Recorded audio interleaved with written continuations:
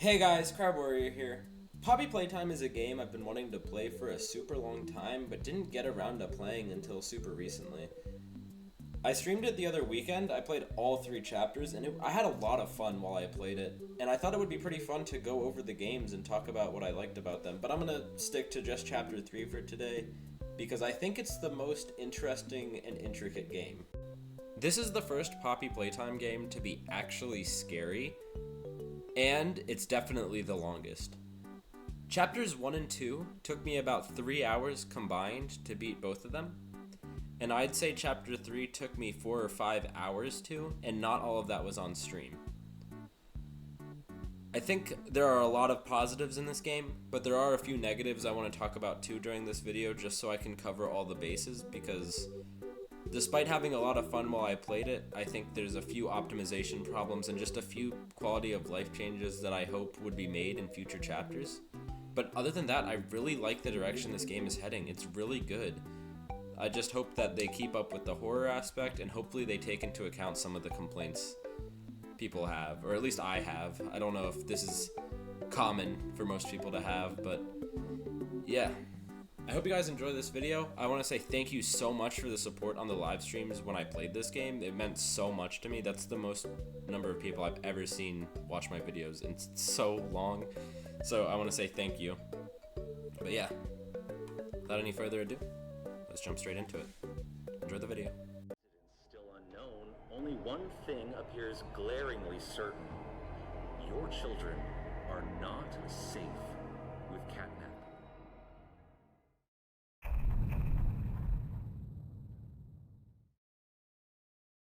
The game starts with Catnap dropping the player down a trash chute into a trash compactor.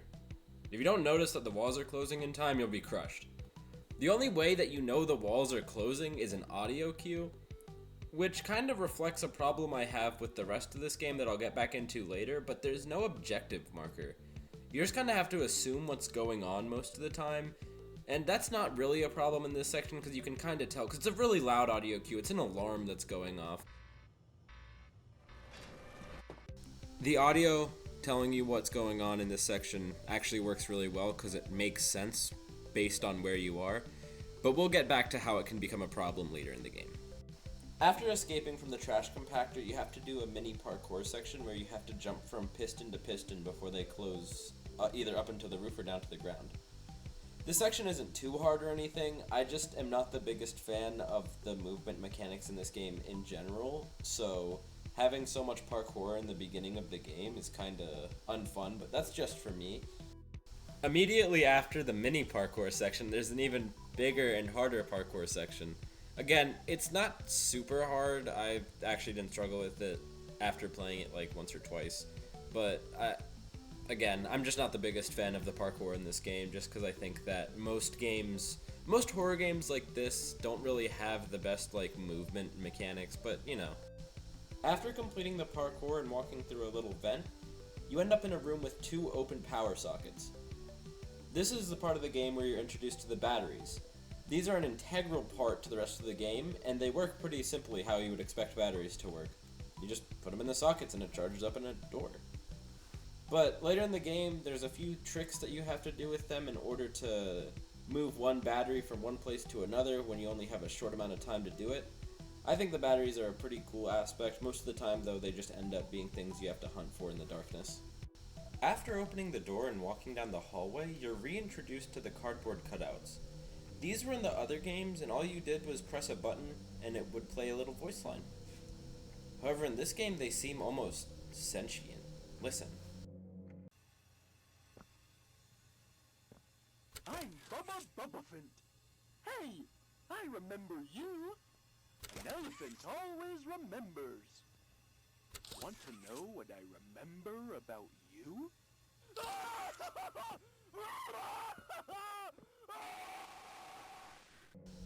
This section does well at foreshadowing later aspects of the game where the characters seem to know you from the past. I also think this section has a pretty eerie atmosphere behind it. I think that the idea of a sentient cardboard cutout that's just trapped there forever is pretty scary. Now to back away from the story, because I'm not really qualified to talk about it because I realistically know jack shit about it. The next part of the game has you reintroduced to the green hand that you have. It allows you to bring electricity from one circuit to another, so you just do a quick little puzzle, quote unquote, in order to activate a door. This is when you're introduced to your guide for the rest of the game. His name is Ollie, and he's totally not a Gregory mimic. Hey, can you hear me? 5 hours? I'm not gonna last 5 minutes! Coincidence? I think not! So I think Ollie's a mimic, but like I said, I'm not getting into the lore of this game, so let's just finish up this section. After you meet Ollie, he drops you a battery, you have to open a door, and after walking through the door and walking down a little hallway, you get introduced to the newest puzzle in this game. It sort of wraps your hand around it and redirects where it's going so that you can charge things better. Overall, I think this introduction section is pretty good all around for this game. It gets you used to the movement mechanics as well as the hands that players may have forgotten about. Yeah, I think this section is a pretty good introduction to the game. After completing the puzzle, you walk up a set of stairs and get on a train. While you're on the train, Elliot Ludwig, the creator of the Playtime Corporation, tells you the worst thing about this world. Everyone is sad. But I think each was also missing something. Something simple. You see, not one of them could muster a smile. But soon enough, your train ride is over, and that's when you're introduced to it. The main hub of the game. The Playcare. After entering the Playcare, Ollie guides you to the statue in the center of the room and drops you a key. This key is to the gas production zone. Ollie tells the player that the gas production zone's door is to the left of the train where they came in on. Once you get there, he tells you the goal of this entire game. It's to redirect the red smoke in the canister from the right side to the left side. But, obviously, the power is out, so you have to figure out a way to start it back up. After visiting the room on the left, you find a battery. Bring that back to the main room, put it in the socket on the right, and it opens the door. Once you walk through the door, you're introduced to the newest thing in this game, the Grab Pack 2.0. This new Grab Pack has many new uses. Number 1, it has longer range.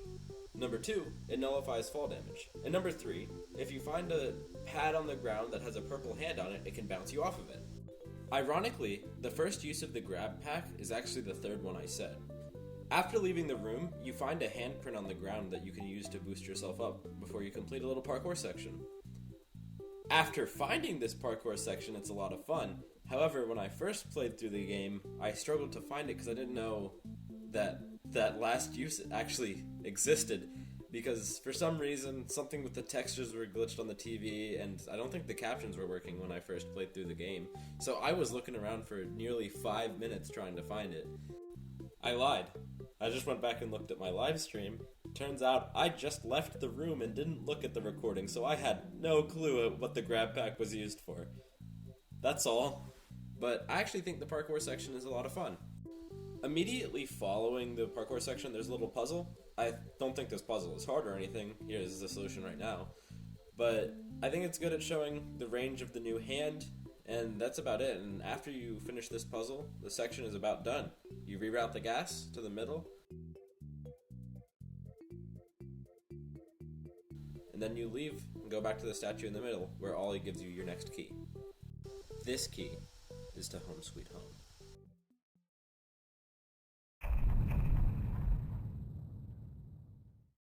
After entering Home Sweet Home, you walk down a staircase and open a door, but behind this door is a room filled with the red smoke.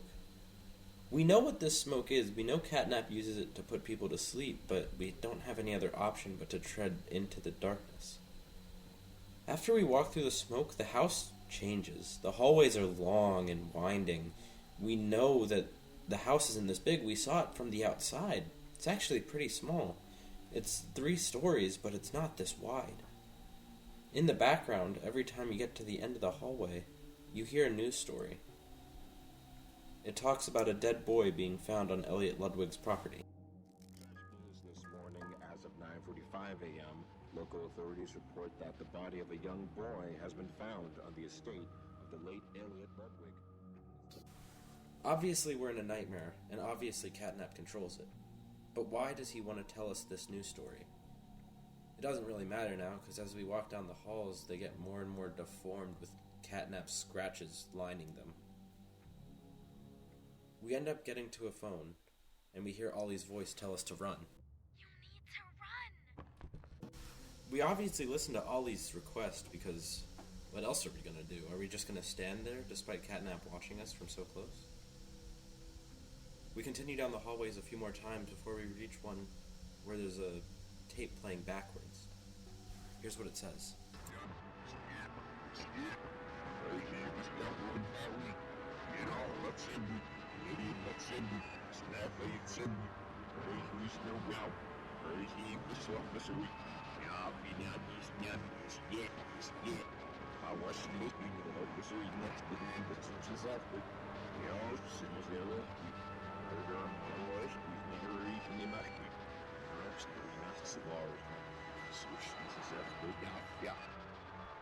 I find your presence intrusive.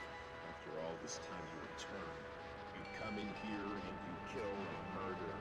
You pillage and destroy.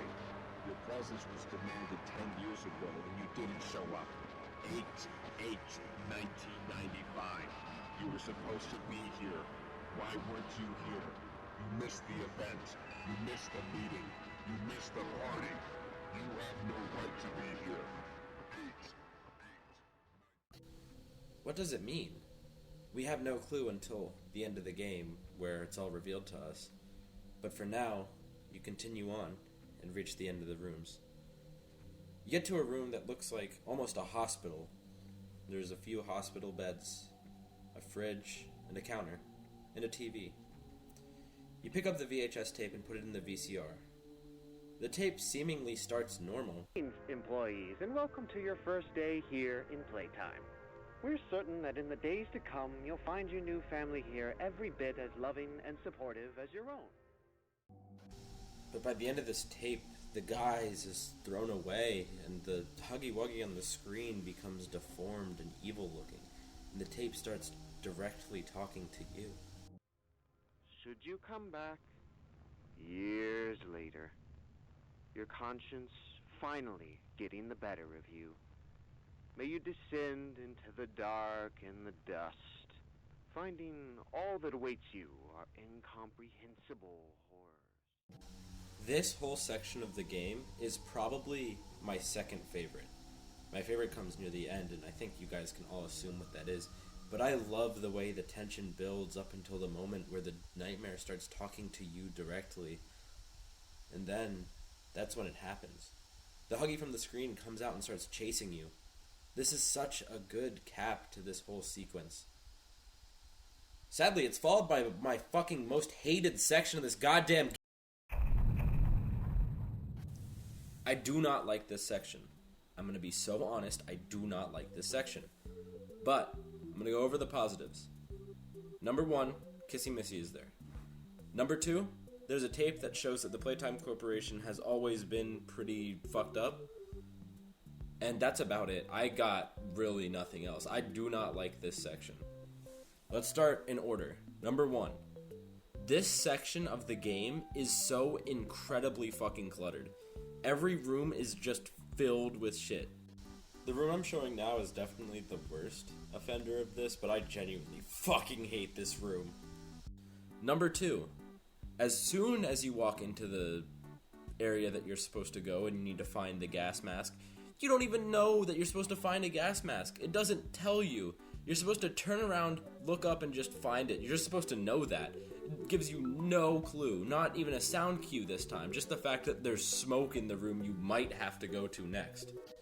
And number 3, the fucking one puzzle in specific. I don't know how to explain it, but when I first played through this game, I spent damn near half an hour trying to figure it out, just for it to be that you had to electrify 2 outlets in a specific order, because if you did the other order, the door wouldn't open. When I was streaming this game, that section made me so unbearably angry. That's why I hate the rest of this section so much, to be honest. And I just want it to be done, so that's all I'm going to talk about for this section. I'm going straight on to the next section.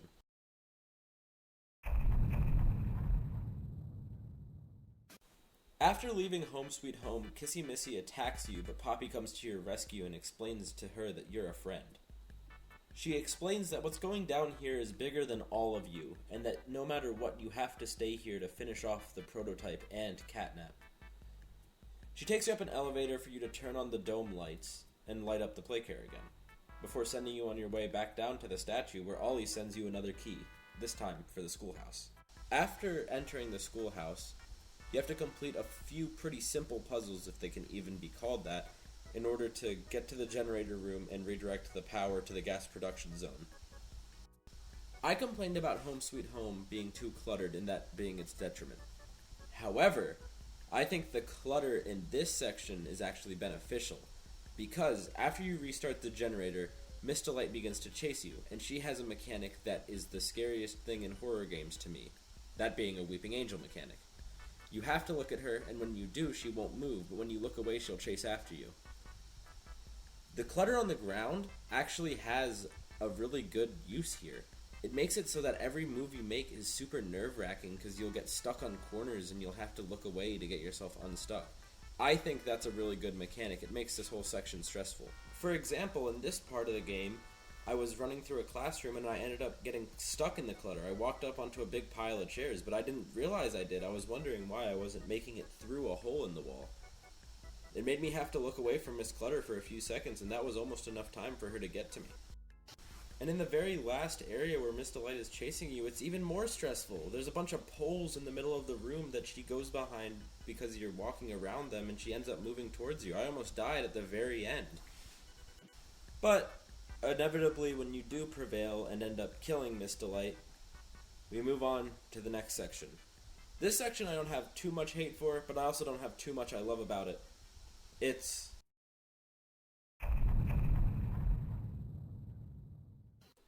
The section starts with you walking out of the room where you kill Miss Delight. You walk forward and you pick up a flare gun. That didn't pick up in the recording. I'm not sure why, but just know I have the flare gun. It was some save corrupt thing that happened. Just ignore it. Either way, you continue forward, you pass over a little bridge, grab a battery, and open a door.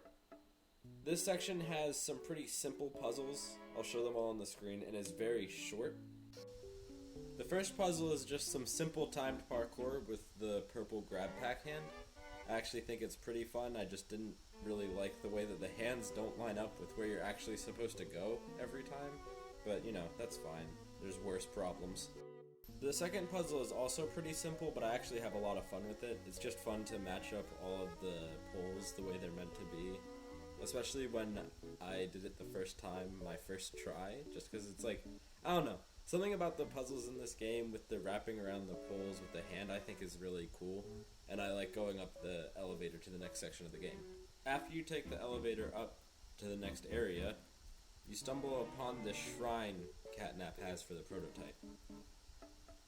But, if you're like me, when you first played through the game, you just completely missed it.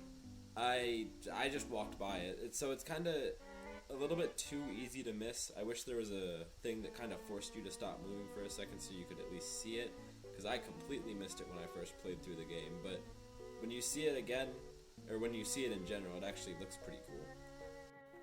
Like I said, I don't hate or love this section. This section is just kind of meh to me. Most underground sections in horror games especially, I feel like are pretty basic and, I don't know, like almost a cop-out. It does make sense in this universe because the whole place is set underground, but I don't know. I'm just not the biggest fan. But there's definitely worse things, like Home Sweet Home. But continuing forward, you make it to the place Ollie specifically warned you not to go to.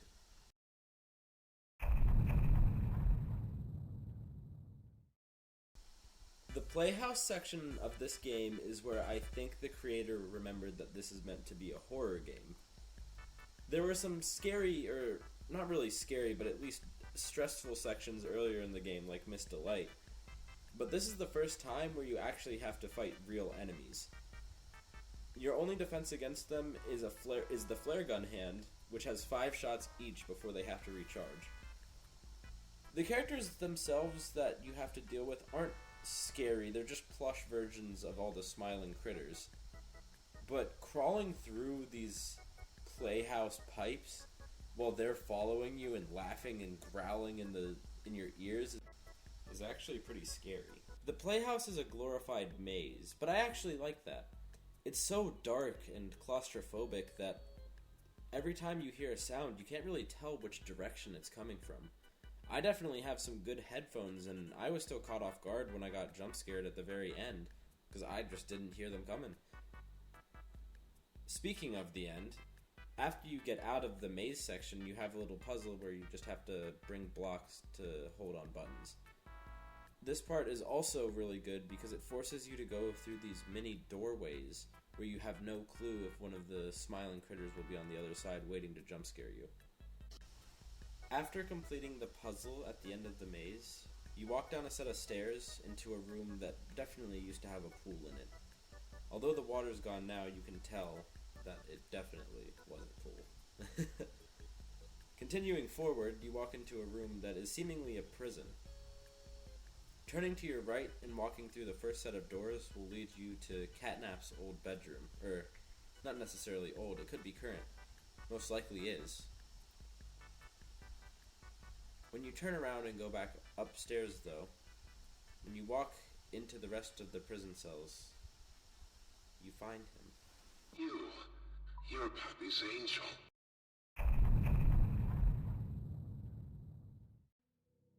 As you walk through the prison, you come across Dogday. He's ripped in half with his arms spread out, crucified with no cross. He refers to you as Poppy's angel. We know he doesn't have access to the rest of the play care. We know he definitely does not have access to talk to Poppy. So who told him? Catnap is taunting him. It's the only thing we can assume. Taunting him with the idea of freedom, taunting him that one day, him and the rest of those that are still good will be saved.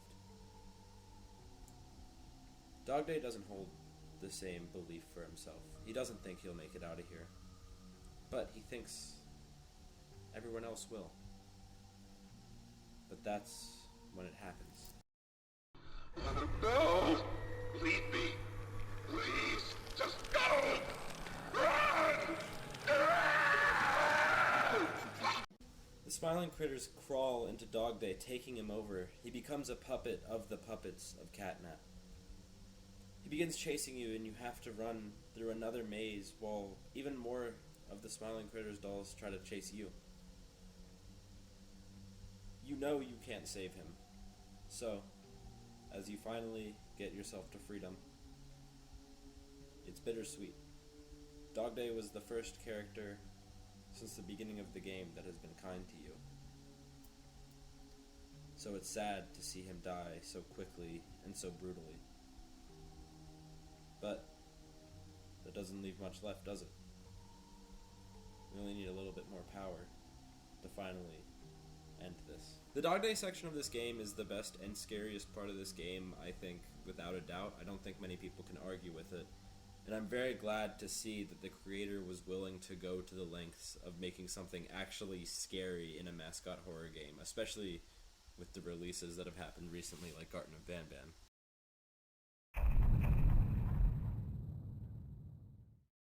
After leaving the Playhouse, Ollie guides you back to the Stenner statue, gives you another key, this time for the counselor's office. You need a little bit more power. Following up on the Dogday scene is a really hard thing to do, I would definitely say. I feel like they should have saved that section for the very end of the game, like right before the boss fight, because that completely makes the counselor's office feel like filler. This section of the game is just meh to me, even more meh than the underground section. You just put some batteries in sockets, light it up. You're not in any real danger here, unless you take off your gas mask. It just makes things harder to see. I'd like to get past this section as fast as I can, so I'm just gonna jump straight to the boss fight.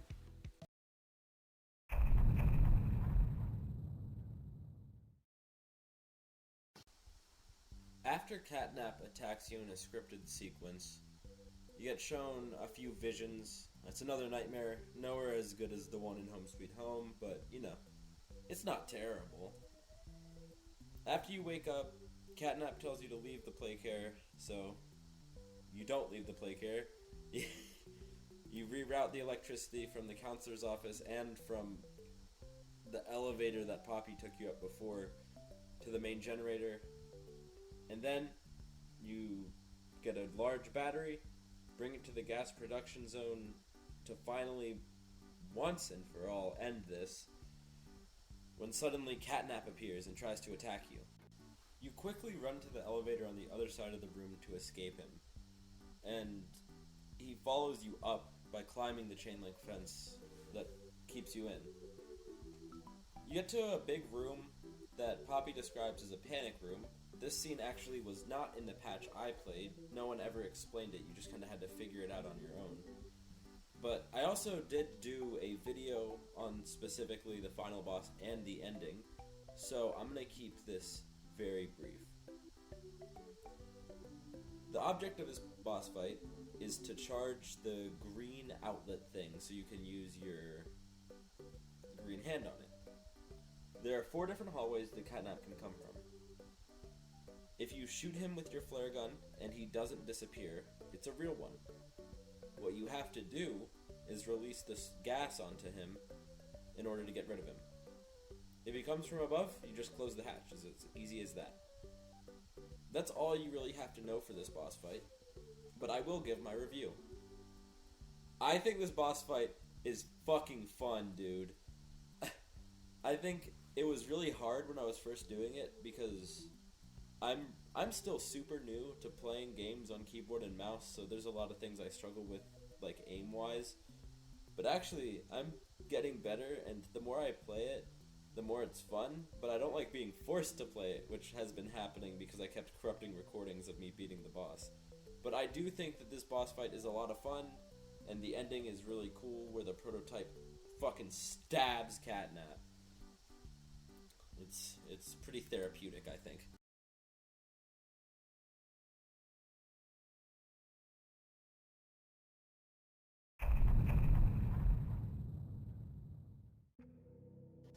So we're finally here, the end of the game. You beat Catnap, you go back downstairs, you get to put the battery in, and you finally get to divert the gas to the left. As you walk into the next room, Poppy talks to you. She talks about something known as the Hour of Joy. The Hour of Joy is basically just a butchering of all of your coworkers. We finally understood why you felt guilt and why you came back here. You needed to know what happened. Everyone was killed. As Poppy says, the innocent, it didn't matter. Those who were guilty, those who were innocent, did not matter. As you descend into the area where their bodies supposedly lie, Kissy dies, and the prototype, or what we have to assume is the prototype, closes the top of the elevator. I have a lot of hope for Poppy Playtime Chapter 4. If the creator just keeps the horror aspects in the game, I think that it will be a very, very good game. I hope that you guys enjoyed the video. Please leave a like and subscribe if you did. I'll be streaming next weekend. I'm not sure which game yet, but it might be a FNAF game. I'm still deciding. And I hope you guys enjoyed. Have a good night.